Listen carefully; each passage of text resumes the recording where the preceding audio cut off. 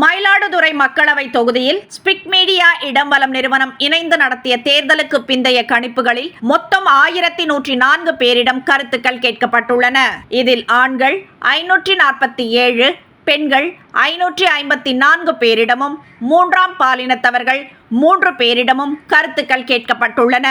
யாருடைய பிரச்சாரம் உங்களை ஈர்த்தது என்கிற கேள்விக்கு அதிமுக பொதுச் செயலாளர் எடப்பாடி பழனிசாமியின் பிரச்சாரம் என 26% பேரும், முதல்வர் ஸ்டாலினின் பிரச்சாரம் என 31% பேரும், பாஜக மாநில தலைவர் அண்ணாமலையின் பிரச்சாரம் என 19% பேரும் தெரிவித்துள்ளனர். எந்த கட்சியின் தேர்தல் பிரச்சார பாடல் தங்களுக்கு பிடித்தது என்கிற கேள்விக்கு திமுகவின் பிரச்சார பாடல் என 45% பேரும், அதிமுகவின் பிரச்சார பாடல் என 40% பேரும் தெரிவித்துள்ளனர்.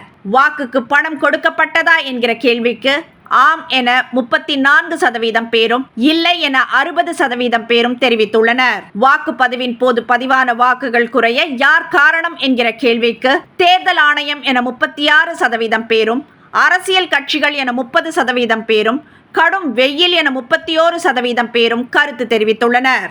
சட்டமன்ற தொகுதி வாரியாக பார்க்கும்போது சீர்காழி, திருவிடைமருதூர், கும்பகோணம், பாபநாசம் தொகுதிகளில் திமுக கூட்டணியும், மயிலாடுதுறை, பூம்புகார் தொகுதிகளில் அதிமுக கூட்டணியும் முன்னிலை வகிக்கின்றன.